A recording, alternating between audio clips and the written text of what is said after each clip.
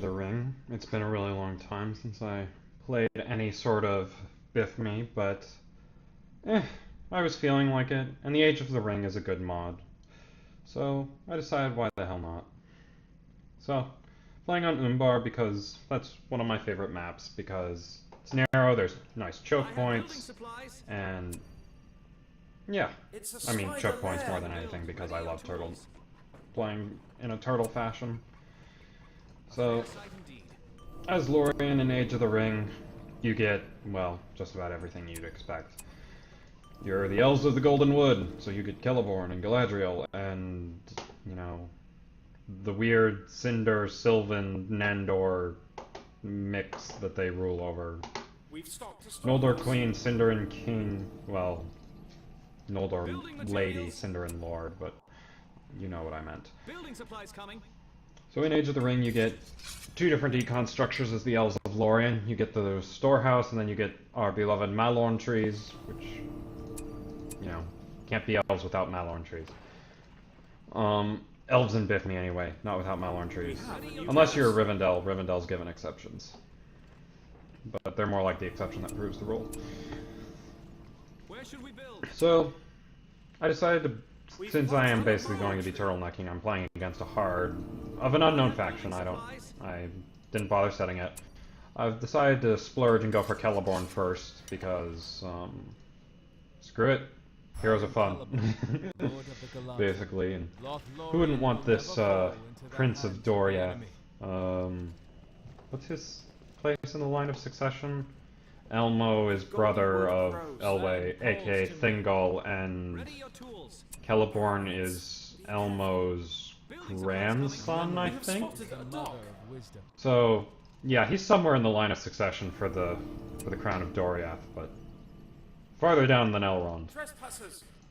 Because Elrond is son of Elwing, who's son of Nimloth, and Daiar, who's son of through Daiar, who's the son of Luthien and Beren, and that is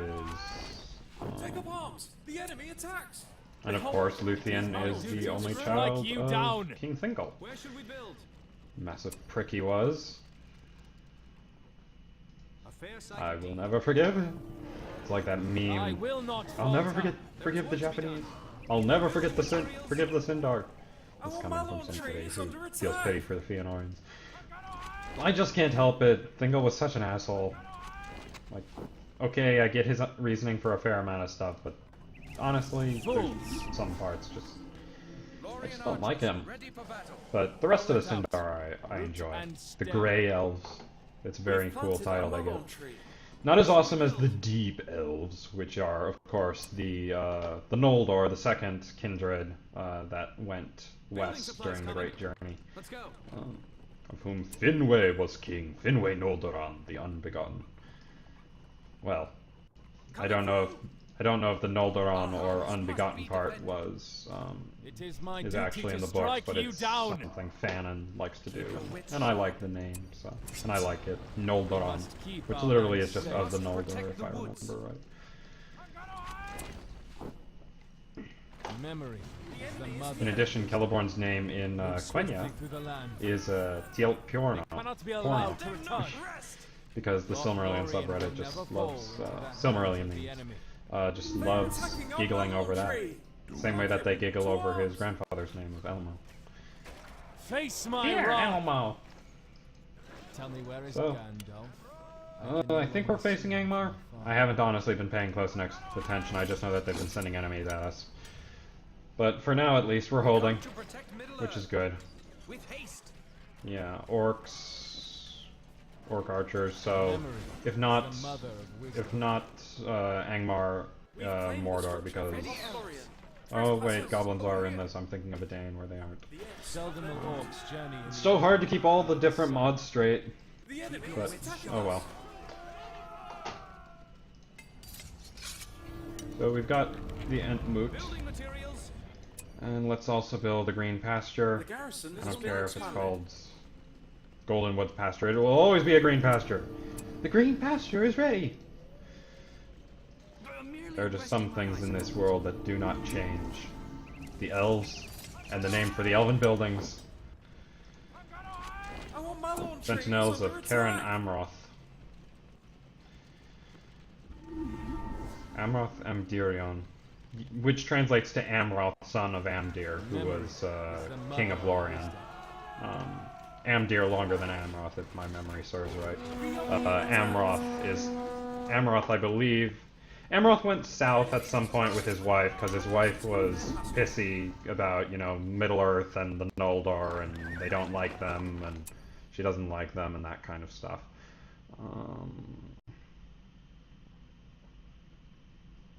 Well, let's just get this done. So they went south to sail west to the, to Valinor. Amon, whatever you prefer to call it, Elven Home, there's a whole variety of different words. I love these spearmen. And then they proceeded to go and... Well, his wife vanished, and then he tried to chase after her, but then he drowned, I believe, and... Long story short, he's probably the reason why Dol Amroth is called Dol Amroth. And he might have something to do with the elven bloodline that the princes of Dol Amroth supposedly have.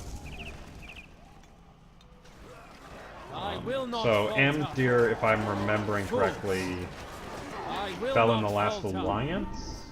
I know Orifer, who was king of Greenwood the Great, Thranduil's dad. He fell in the last alliance, but I'm pretty sure Amdir did as well, and after that it was Amroth for a while, but then he died without an heir. So then we had, that's why we have Galadriel and Celeborn as the heads. So yeah, we've got statues of Amroth, which we can build, and let's just build a little forward base here, because why the hell not? We must keep our land safe. And we should probably make a well around our Malorns, because that is one addition I really like. I really like these blessed wells you can make. It makes it so much easier to just fall back and reinforce. The garrison has been expanded. If we take the inn, we can get Mirkwood swordsmen, or Mirkwood archers, I can't remember. And by Mirkwood archers, I mean movie-style Mirkwood archers, as in from the Desolation of Smaug and Battle of the Five Armies, not in the... not in the BFME sense. We don't have those OP. We don't have those OP archers. We can dream, but we don't, unfortunately. So yeah, scouts of Nimrodel. Yeah, Nimrodel was Amroth's wife. The waters of Nimloth Push them Oh back. god. So useless! Stupid Corsairs, too strong.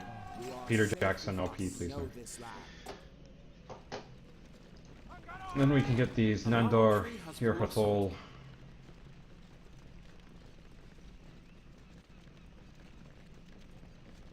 These Telleran elves had already lived in Lorien for millennia. Nandor doesn't automatically mean that you're Telleri. The Telleri are specifically the Grey Elves that lived in Doriath. I'm not sure if the Elves of the Havens under Círdan count as Sindar, even though Círdan was subject to Elu, to Thingol, that is, and was a kinsman of Thingol. But I'm not sure if they're considered part of Doriath or not. And by extension, the Sindar. We could get the glorious double chin! Take up arms! The enemy attacks!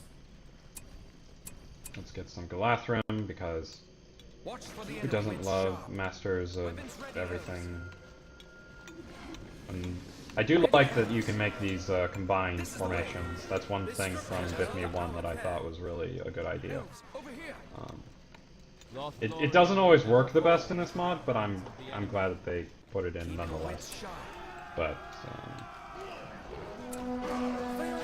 freeze. You will go no further. Summon Sylvan allies. Does this give me Tariel? I can't remember if it gives me Tariel on this. I don't think so. Nope, just archers. So basically just a mildly improved, what's it called? Oh, so we are fighting Isengard. We've got, no, Mordor? Yeah, Black Earloops. I'm assuming it's Mordor then. So it's essentially a marginally improved Dunedain allies summon. We must protect the woods. Oh yeah, that's right. In this mod, they start out with just their cloaks on. They don't have their armor on. You have to wait until you get heavy armor for the Lothlorien to actually have that. No bombardment ships. Otherwise, I'd actually use those. Hurry, elves of the woods! Like the wind. Then, yeah, Greenwood Warriors.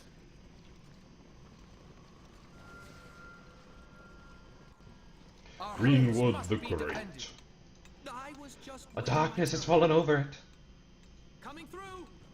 That is not from the world of the living. And for other, kind of Tolkien fun facts, if I'm remembering correctly, Dol Guldur used to be the fortress of Thranduil's father, Orifer.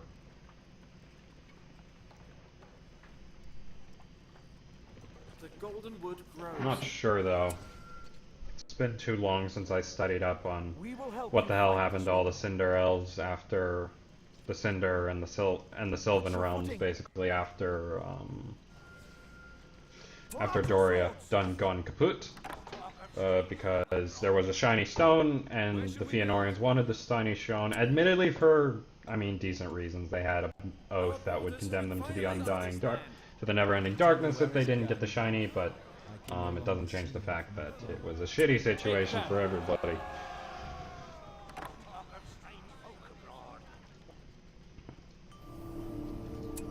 I really do need to start building up a better economy, but there's just no room. That's the one disadvantage of this map. And the Elves of Lorien don't have any sort of scavenge ability. I think they're going to keep sending troops to try to recapture this outpost. But, okay, so the Greenwood Warriors can switch between bow and arrow. So, they're just like the Galathrim in that respect, but they can't get heavy armor. They can get banner carriers, and they can get mallow and bows, and I'm assuming forged blades. Can they get forged blades? Yes. Tempered blades. Whatever. Functionally speaking, they're forged blades. Seldom will orcs journey in the open, but under the sun.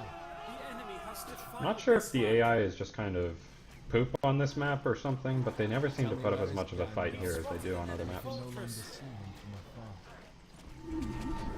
Seldom will orcs journey in the open, under the sun. So let's see if I can just kind of make a final push. Yeah, this is Mordor. Because not much is actually going on. Oh yeah, Double Chin arrived at some point. Hail, Haldir, March Warden of Lorien. Let's get a unit of those, because why the hell not? It is my duty to strike you Actually, down. this is going poorly. Retreat, fall back to the keep! And by keep, I mean fall back like 5 meters. Build up this land. The Galadrim will endure. The enemy will not. Oh, probably. I'll probably need some siege works. Oh my god, Greenwood Warriors. Pull back! Pull back! Don't be a hero! I'm holding up for a hero! Holding up for a hero till the end of the night. Well, arrows do shit all damage. I mean, I should not be surprised that unenchanted arrows don't do much of anything, but I still like it when they do. Let's build just have a constant supply of troops. I sense a dark presence. Haldir, don't be a hero. Forth to battle, elves! Tell me, where is Gandalf? I can no Our longer Malon see tree him is from under afar. attack. Here we go. Here's the first stage. Sylvan warriors. Cinder warriors, I guess. Nandor. Whatever! Isn't Nandor an overarching category that includes both Cinder and Sylvan? Oh god. The Elven... Screw this, where's my Silmarillion?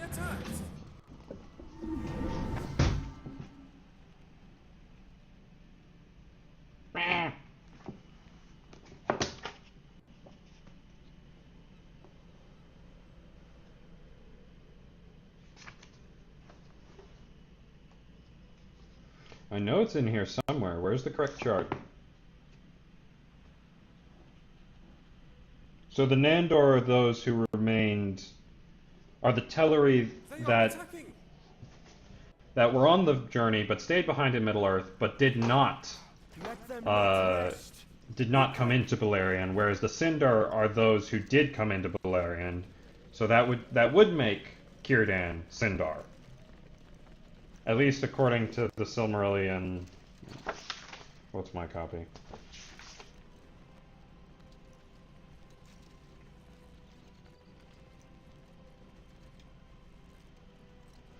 The second edition of the Silmarillion from 1999. My copy is from 2001, but the original is from 1999. So according to that one at least. So if anybody has beef with me declaring them Sindar from this point on, take it up with Christopher Tolkien. Yeah, because that's totally the way to do it. Idiot.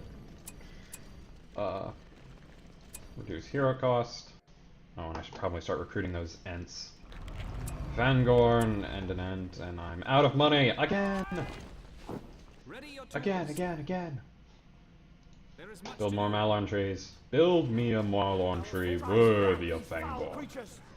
Seldom will orcs journey in the open, under the sun. The enemy has It always looks on the mini-map like that you've got so many more troops than you actually do. So stupid. The enemy attacks! The golden wood grows. We must keep our land safe. So yes, if I recall correctly, Dol Guldur is the former fortress of King Orifer, but once the shadows started to grow in Mirkwood, Thranduil's people essentially moved north, and that's when Thranduil builds his halls, as we saw in The Hobbit. Before that, the Elves of Mirk... Because, you know, the whole thing in The Hobbit is, you know, oh, Thranduil's kingdom is shut up in the caves, they're all isolationist. That's not how it actually works in the actual larger world building, to my understanding, because while Thranduil does have his, you know, whole Menegroth riff-off, Menegroth, you know, being the Thousand Caves of Dorioth. What the? The enemy has arrived. The enemy has Something's bugging out here.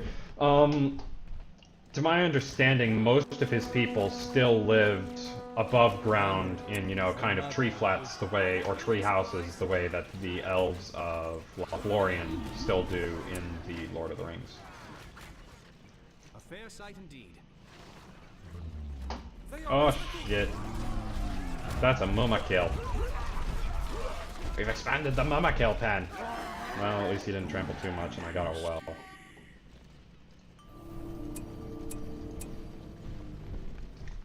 Trespassers.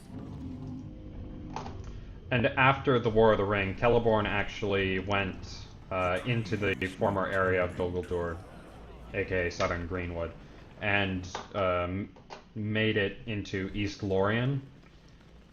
I'm not quite sure what his thought process behind that was, because Galadriel goes west, and with them and with her goes, I would assume, at least a couple of the retainers of their household. The enemy has defiled this land. And because while there is a flourishing of the Elven realms at the beginning of the Fourth Age, it doesn't last long. Simply because, you know, the elves are wearying, the power of the three are ended, and with them the passing of the years becomes all the more, I don't want to say painful, that doesn't quite feel right. They can no longer ignore the flowing of the years, like they could when their realms were under the influence of the three. But at the same time, Greenwood the Great endured all through the Third Age, I suppose, without a ring. Still strong, still intact. Probably the most populous elven realm of the Third Age. Yeah, because... Yeah, perhaps it might have been because... Rivendell, and by extension the Noldor realm in Lindon, were largely spent after... Well, Lindon began depopulating after the War of the Last Alliance, and then the... It is time to walk. Yes, and then it was after the war with Angmar that Rivendell began to slowly lose population. Or, at least was no longer growing. And Lindon, by the time of the end of Lord of the Rings, Lindon is in the country, is basically depopulated with the exception of Mithlond itself, which, you know, it's more akin to a city-state like Lothlorien and Rivendell. Yeah, of them, I suppose Lothlorien and Mirkwood really are kind of the last two major kingdoms standing in the grand scheme of things for the elves. Because Lindon's diminished. Rivendell, while it endures into the Fourth Age, it never achieves the height it did in the Second or even the Third, because Lord Elrond is gone. Send them back to their underworld. So, I guess if there's some migrants coming south from Thranduil's kingdom, you know, ones that remember when the South was inhabited and prosperous. I guess I could see East Lorien working. It always struck me as a little strange. Particularly since Lorien is described as being abandoned by the time Arwen comes to die in Fourth Age 100 something. Because Aragorn rules to be 212, I think, when he dies. And he's 87 during the events of Return of the King. So, yeah, 140 something years, 130 something years before Arwen visits Lothlorien and finds it basically fully abandoned. Which implies that all the Elven realms have declined by that point. I'd be interested to know what's the status of Khazad-dûm at that point, because I know that in the Fourth Age, Durin the Seventh is supposed to reclaim it and basically lead to the last golden age of the dwarves. So, in comparison, it'd just be interesting to know. But this has largely been just, you know, a kind of a for fun, which in the end involved a bunch of nonsensical rambling about various lore facts and cross-checking the Silmarillion and stuff like that. So yeah, overall, I do enjoy the Age of the Ring mod. I think that it does a good job of melding the lore and the gameplay style of the original BFME. There are some parts of it I don't care for, but yeah, overall I do enjoy playing some BFME every now and then. Still, and when I do, it's typically Age of the Ring because Edain hasn't been updated in forever. So I do hope that you've enjoyed this kind of nonsensical rambling I've been going on about, since it has been so long. And, you know, have a good day, everyone.